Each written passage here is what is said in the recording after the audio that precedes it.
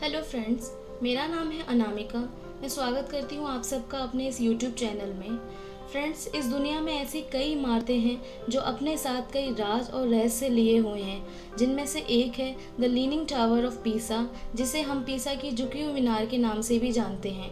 अपने structural engineering में fail होने के बाद भी पीसा की झुकी हुई मीनार अपना नाम दुनिया के 8 अजूबों में शामिल किए हुए है। तो क्या है इसके पीछे के राज, जानते हैं। इटली में छोटा सा एक शहर है पीसा, वही है ये मीनार, जिसके आसपास की कई इमारतें जो हैं वो तो एकदम सीधी हैं, लेकिन वहीं उनके बीच है ये एक टेढ़ी सी इमारत। वाकई आश्चर्य की बात है ना दोस्तों। पीसा की मीनार बननी शुरू हुई थी 1173 में, पर इसे बनने में लगे पूरे 200 साल। आखिर ऐसा क्यों हुआ? चलिए शुरुआत से देखते हैं पीसा की कहानी को। दोस्तों, 1173 में पीसा एक अमीरों का शहर था। वहाँ के लोग अच्छे नाविक और व्यापारी हुआ करते थे।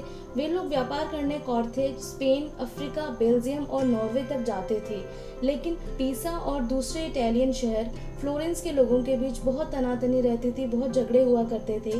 तब फ्लोरेंस के लोगों को नीचा दिखाने के लिए और अपना बड़प्पन साबित करने के लिए ही इस विशाल मीनार को बनाने की शुरुआत पीसा में हुई। इसे बनाने का श्रेय बुनानो पिसानो को दिया जाता है।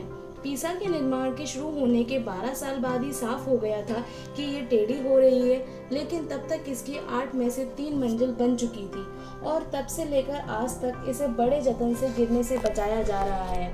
दोस्तों, दिलचस्प बात यह है कि बहुत से भारतीय, बांग्लादेशी और पाकिस्तानी लोगों ने पीसा टावर के आसपास अपनी अपनी दुकानें सजा रखी हैं।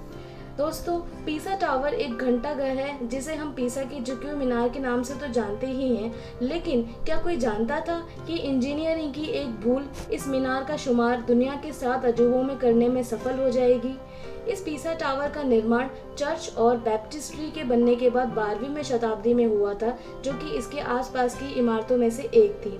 फ्रेंड्स, इंजीनियरिंग में कोई भी बिल्डिंग बनाने से पहले उसकी सॉइल बियरिंग कैपेसिटी चेक की जाती है, जो ये बताती है कि कोई सी भी बिल्डिंग की फाउंडेशन या नींव प्रति वर्ग मीटर स्क्वायर में कितना वजन सह पाएगी। 12वीं शताब्दी में ये परीक्षण किया गया या नहीं ये तो नहीं पता, पर मीनार के एक तरफ की मिट्टी मुलायम निकली, जिसे इंजीनियरिंग की भाषा में एलुवियल सॉइल के नाम से भी जानते हैं। इसकी वजह से ही मीनार झुकने लगी और काम वहीं रोक दिया गया।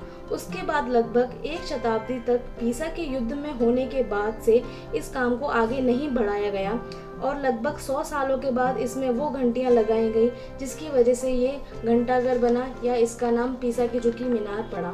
दोस्तों, आज कई सालों बाद जब इसको इंजीनियर्स ने रिसर्च करी तो उन्होंने देखा कि इसे कुछ हद तक थोड़ा सा इसका झुकाव कम किया जा सकता है। तब इंजीनियर्स ने इसकी बहुत ही सावधानी से खुदाई करी, बहुत ही सावधानी से मिट्टी को निकालने का काम शुरू किया गया और तब कहीं जाकर इस टावर के नीचे कुछ ट्यूब्स लगाई गई और इसका झुकाव आधा डिग्री तक कम किया गया। तब इसकी नींव कुछ थोड़ी सी मजबूत हुई, पर इंजीनियर्स ये दावा करते हैं कि आगे आने वाले कई सालों तक ये पीसा की मीनार गिरेगी नहीं और इसी की तरह झुकी रहेगी। दोस्तों, इस बात में कितना सच है ये तो आने वाले समय में ही पता चलेगा।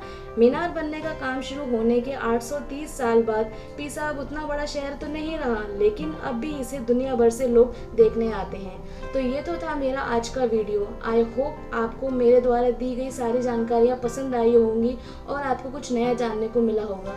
अगर आपको मेरा यह वीडियो पसंद आया तो इसे लाइक कीजिए, शेयर कीजिए और मेरे चैनल को सब्सक्राइब ज़रूर कीजिए। मैं मिलती हूँ आपसे अपने अगले वीडियो में। तब तक के लिए बाय, टेक केयर।